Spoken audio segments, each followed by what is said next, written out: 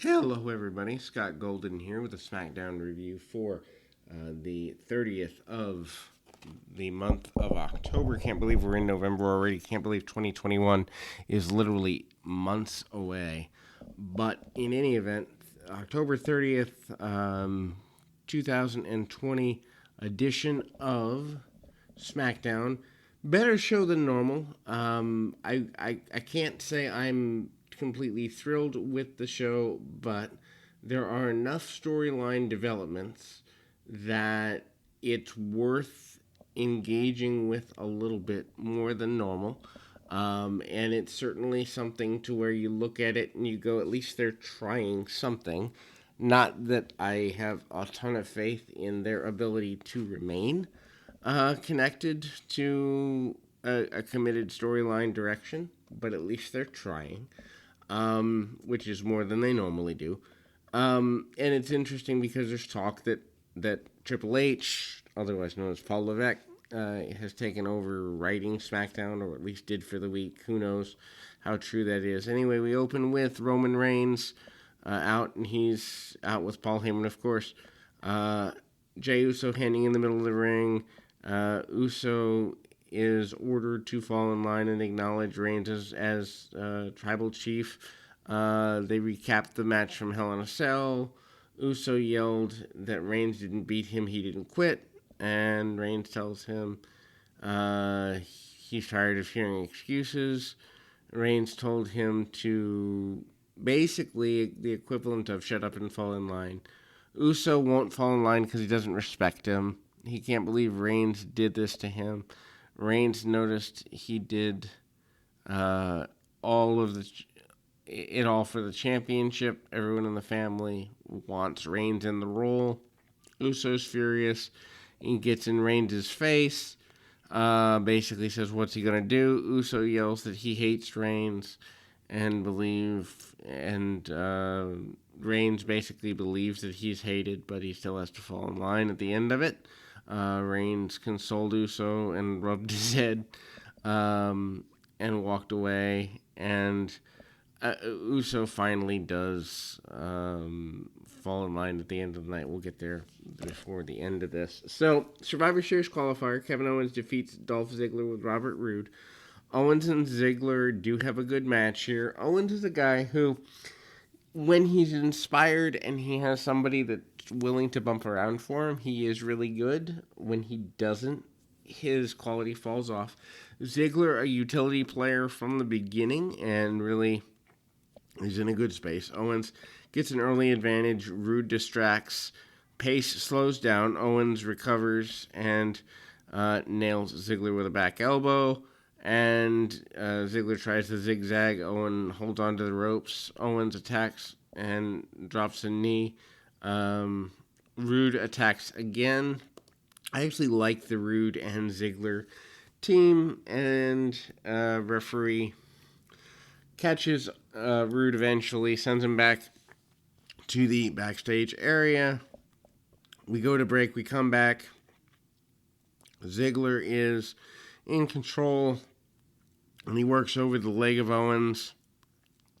Owens hits a senton. Owens limped to the top turnbuckle, tries a swanton. Ziggler gets the knees up. Ziggler catches another near fall, and Owens hits a super kick. Owens attempts a pop-up powerbomb. Ziggler versus it into the famouser, which is it was a cool spot and a cool near fall. Ziggler attempts another super kick. Owens avoids it and goes for the stunner. Ziggler avoids that. They do so much counter stuff here. It's really cool. Ziggler goes for the super kick again, and Owens avoids it, hits the stunner for the win. And Owens is the first member of the SmackDown team. The return of Daniel Bryan again tonight is here on SmackDown. Natalya and Billie King both demand Adam Pearce put them in a women's Survivor Series team. Bianca Belair interrupts and demanded that she be on the team as well. Pearce has heard enough and announced all three will compete tonight in a triple threat match, and the winner will be on the team. How non-prestigious is the women's team that we just throw together. Hey, whoever wins, you can be on the team. I don't like the way they're booking the women's team in this. Anyway, Corey Graves interviews Lars Sullivan. Graves asks if he can call him Lars, and Graves is told he can call him the Freak. Sullivan asks if Graves likes being called a freak, and Sullivan told a childhood story that he was bullied on the playground, and they called him a freak show, and he admits that he cried. Sullivan wished that the boys would stop. Sullivan laughs. And then Sullivan's never allowed back at the school. Graves asks Sullivan if he wants what he wants to accomplish. Sullivan says he wants to destroy anyone that gets in his way. He wants to make his personal playground. And it was an awkward promo. I mean, if they want to make the guy into, here's a guy who was bullied and he grew up to be a bully of his own, I guess that's a storyline you could go with, but it was awkward. Aaliyah Mysterio is with Murphy in the back. She says her mother approves of their relationship, just wants her to be happy. Ray and Dominic disapprove of the relationship. Murphy wishes they could see how he's changed. Murphy promises to go to the ring and address this. Yeah, that's where you want to address a personal relationship on national or international television. This makes so much sense. I don't know. It's awkward. Anyway, triple threat women's match. Bianca Belair defeats Natalya and Billie King, as well she should. Match was fine for what it was. They tried to work hard. It was kept short. Natalya attempts to slap Kay. Natalya hits Belair. Natalya hits Belair with a discus clothesline. Kay sends her to the floor. Natalya lifts up Kay into the back suplex, but ended up giving Belair a Rana. And then Kay takes over, kicked Belair in the face. DDT to Natalya. Kay attempts to pin both, gets a near fall. Kay tries rolling up Belair with her feet on the ropes. This doesn't work. And then Belair hits the KOD for the win. Belair's the first member of the women's SmackDown team, which is fine. I like that they're pushing somebody new. It really strikes me that there is such a drop. You have Becky Lynch, who's obviously out pregnant, Sasha, Bayley, Charlotte Flair, and then you have women like Billie Kay and Natalya, and you've got Asuka over there on the good side, but it's like there's this huge drop between women that are really, really good and women that are really not so good. And it's amazing to me that the same company would put some of this on TV.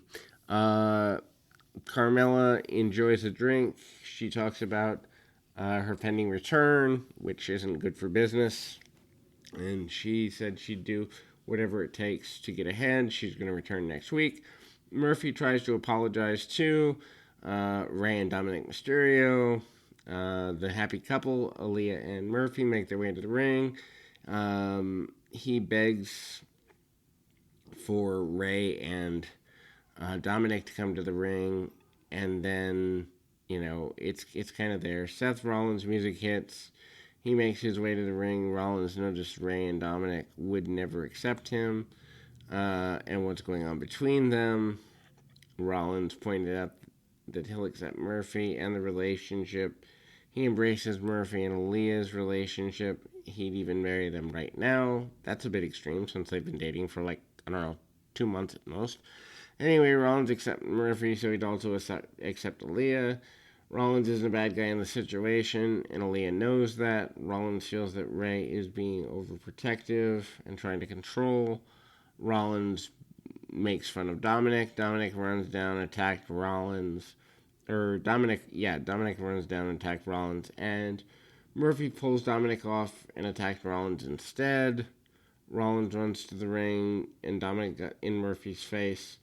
And then they end up brawling. Ray runs out. He attacked Murphy. He set him up for the 619. Aaliyah jumps in the way. Ray demanded she move, but she wouldn't. Ray asked her to leave, but she won't. And Aaliyah said she loves Murphy, which shocked Ray. Aaliyah repeated that she loves him. And Ray and Dominic are shocked by this, and they start walking away. Aaliyah helped him up, and she kissed him. And this is an interesting development. Rollins stands on the stage, and he's shocked by this as well. I mean, I assume that this turns into Aaliyah goes heel, and everything turns around. I think they're moving it a little too quickly. I like episodic storytelling. I still think they could have held the reveal off at least till Survivor Series of the relationship, maybe even the Royal Rumble if you really wanted to slow burn it. But it's going in the right direction. Daniel Bryan is getting ready for his match backstage. He's getting ready for his match with Jey Uso. He knows that Reigns couldn't beat Uso. He says he has a game plan, and he's prepared for the best out of Jey. SmackDown tag champs, the Street Profits, make their way to the ring, and they saw the New Day impression, and they're flattered, and they point out that the New Day is one of the greatest tag teams of all time. However, they're coming at Survivor Series to throw out pancakes. They said they would defeat the New Day at Survivor Series. I don't think anyone cares about these interpromotional matches at Survivor Series. If you actually held it off and you had no interaction for even 6 months, then I think people might care. But there's no way that anyone cares. Street Profits defeat Cesaro and Nakamura. That's just horrible to me. Champions have the advantage early. Dawkins uses Ford as a weapon, his own partner as a weapon for near fall. Nakamura breaks up the pin attempt, and a brawl breaks out. Ford sends Nakamura to the floor. He then hits a dive. Cesaro launched Ford over the barricade. We go to the break. We come back. Nakamura hits or misses a kick. Ford hits an enziguri. Dawkins gets a hot tag and hits a twisting splash in the corner. Cesaro regains control with a vicious uppercut, and Dawkins attempts to tag. Dawkins misses a twisting splash in the corner. Nakamura hits a knee. Cesaro hits a gut-wrench powerbomb, and Dawkins recovers and uses an inside cradle. Cesaro nails a clothesline. Nakamura climbs the top turnbuckle. Dawkins pulls Cesaro off into the corner. Dawkins hits a huge spine buster on Cesaro, and Ford hits a frog splash for the win. This is so sad. I mean, Nakamura and Cesaro can wrestle just circles around these two guys. And the idea that the Street Profits are pushed more than these international stars is just mind-boggling to me. It means they've given up on them, and it just makes me sad. Sami Zayn talks about the Survivor Series match against Bobby Lashley. He said he is the only person worthy of defending the title. He represents everyone everywhere. Zayn makes fun of Lashley for representing only one country. He says that he's going to prove the Intercontinental Championship is greater than the U.S. Championship. Although this has no legs, it's at least an interesting angle. Banks and Bayley are out next.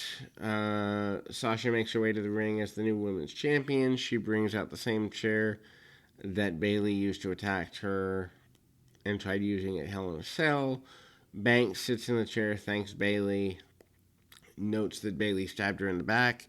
She says she's going to take over. Banks considered Bayley her sister, but then she attacked her with a chair. Banks realizes that she didn't need Bayley at all the whole time. She says she's glad to be the women's champion. She says Bayley is in her past, and she's focused on Raw Women's Champion Asuka. Why are we so focused on unifying championships? Why are we not building up individual brands?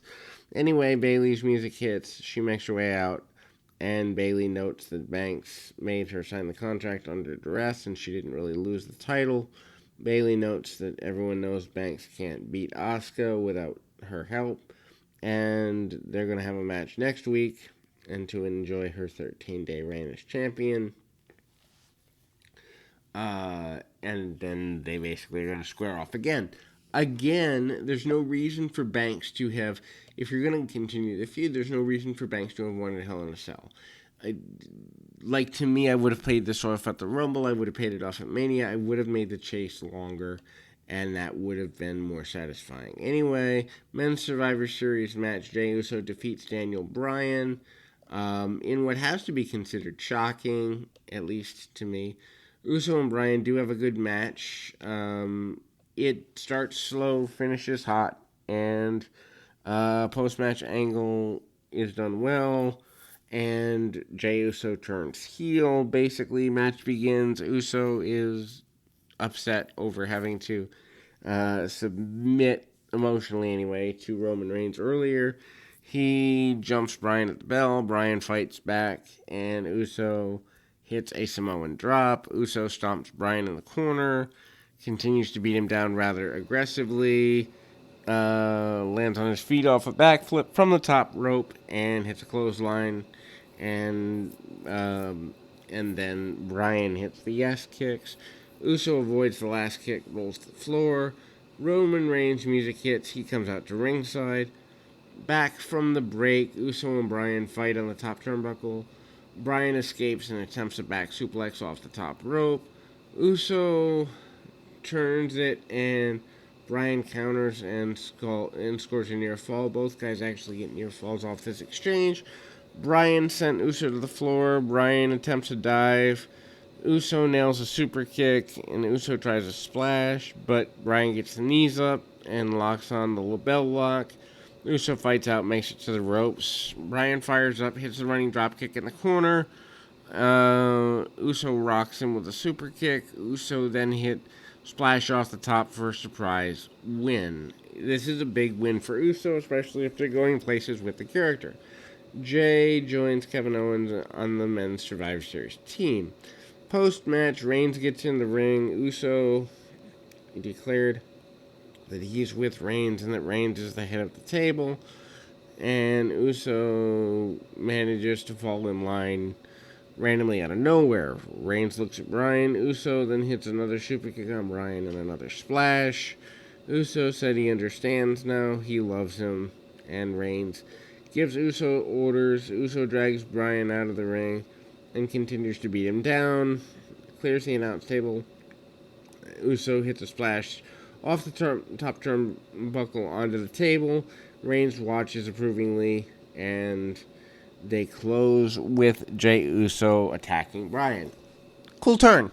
I wish they'd done a little more subtlety with it, but cool turn in the end. My challenge with it is this. If this is leaning towards Reigns and Bryan, do you really want to be building that for Rumble or Mania when Bryan's already admitted he's on the downside of his career? I don't really see where that benefits the brand. Anyway, there's your SmackDown review, and we'll be back with more right after this.